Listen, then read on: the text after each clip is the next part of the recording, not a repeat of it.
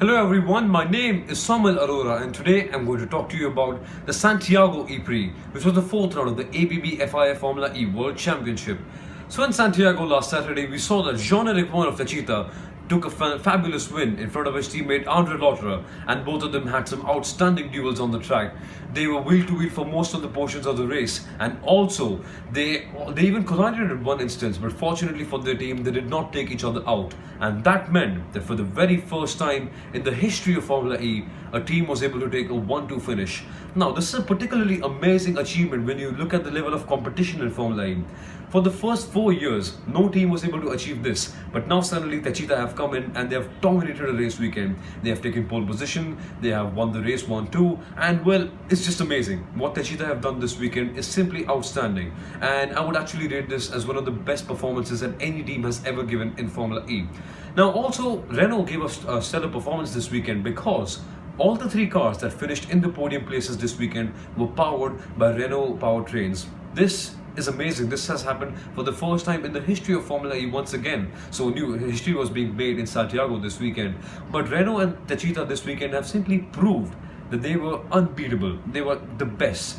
And let's talk about Techeetah now. So speaking of Techeetah, I just mentioned that they were the best this weekend, but what about the weekends where they are not the best? What about weekends like Hong Kong or Marrakesh when they're not the most performing team on the grid? So what do they do then? So in those race weekends, I feel that they should get as many points as they possibly can. Because Formula E is such an intensely competitive series, because they have some really fierce rivals in DS Virgin Racing and Mahindra, I think every point is precious. Because we all know at the end of the season, it's all going to come down to New York, where everyone is going to fight for the World Championship. And my predictions for the World Championship are Techeetah and Mahindra. It's going to be a duel that's going to go till the end of the season, right down the wire. So every point is precious right now. As many points as each of these teams can get is much better for them. So I'm not saying that they should reduce their horizons. They should, only get... they should be perfect, or you should, fight for wins every single race. Okay, it happens. In motorsport, you cannot be the best team every time. But when they are not the best team, Mahindra and Techeetah, they need to get as many points as they possibly can. If they're fighting for 10th place, they should try and aim for 9th place. Because let's face it, it's all going to come down in the end. And in the end, the margin can be 10 points and it can also be 1 point. So that's going to be really crucial for them. Moving on, let's talk about Lucas di Grassi and Audi. So Lucas di Grassi, as you all know, is a quality driver. He's one of the best drivers on the grid right now. And in season 3 he was the world champion. But suddenly something seems to have gone wrong for him and Audi. Audi has built a really fast car this year, but the reliability seems to be a big issue for them. And di Grassi, he has been performing well, but the only thing that is letting him down is the car. But what they need to do in order to challenge for the World Championship, which is looking a little bit unlikely this year for Audi and Lucas di Grassi, but I'm sure that they can do it. What they need to do is improve on the reliability. With a team as big as Audi, with such talented engineers like them, I think that they genuinely can do this. And all they need to do is do this as soon as possible. They need to work on the reliability, improve on their powertrain, and get back on track as soon as possible. And I'm pretty confident in their ability to do so, because Audi, they are one of the top manufacturers in the world, and Lucas di Grassi is one of the best drivers in the world right now. So if you club them together, it gives out a pretty explosive duo, and all they need to do is just tune it perfectly and get back on the right track. And now it's time to choose the driver of the day for this weekend. So it's going to be a pretty tough choice between Andre Lotterer and Felix Rosenqvist. Andre Lotterer because, he was performing really poorly in Hong Kong and Marrakesh. I don't blame him because he was just getting up to grips with the series.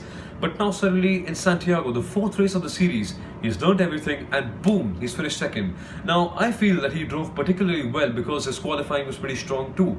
He qualified 3rd and he was, able to fend off stronger rivals such as Felix Rosenqvist and Sebastian Buemi. So it was pretty interesting. And it was pretty impressive what he did. So I feel he's one of the contenders for the driver of the day. And the second one would be Felix Rosenqvist because Felix finished 4th, and okay, 4th place is not exactly a result to boast about, but he did that by qualifying on 14th on the grid. And the only reason why he qualified 14th was because his team had given him the wrong car setup. They had a pretty good car that weekend, but the setup was a little bit of an issue, and as a result they qualified 14th. but the driver and the car was in perfect form during the race. Felix and Mahindra climbed up 10th places and 10 places, and they finished 4th in the race. Now this is particularly impressive, and what makes it even better is the fact that Felix made some really clean moves and some quality overtakes throughout the race, and that I feel makes him the driver of the day in my opinion. The reason why Andre Lotterer would not be the driver of the day is because he had some pretty sloppy moves with Jean-Eric Vergne. I mean, he collided with him at one instance, he bumped into the back, and although Andre Lotterer was pretty fantastic throughout the weekend, this was a little bit of a worrying issue. And nonetheless, Andre was fantastic throughout the weekend, but for me, the driver of the day would be Felix Rosenqvist. Now, just to conclude, I would like to say that for the next race in Mexico City, it'll be pretty interesting to see what happens, because Mexico City, as we all know, is one of the most unpredictable tracks in Formula E. So, in my opinion, the battle will be between DS Virgin Racing, Techeetah and Mahindra, and the drivers to look out for will be Felix Rosenqvist once again, will be Andre Lotterer from Techeetah Racing, and also Sam Bird from DS. Now these three drivers are at the peak of their form, and I feel when you bring them all together, it's going to be a pretty interesting race. Now the dark horse for the race is going to be Sebastian Buemi. In Hong Kong, he was not exactly at the best of his form, but in Marrakesh and in Santiago, he has really caught up and he's back on the right track. So this, I think, is going to be a pretty interesting race in Mexico City. And now just a final word for Lucas Di Grassi and Audi. I really think that they have the potential to do it. All they need is a little bit of fine tuning and just a little bit of more attention towards the reliability side on the thing. But I'm damn sure that if they can get it all together, Lucas Di Grassi and Audi will be the one to look out for. They will be the explosive combo throughout the season.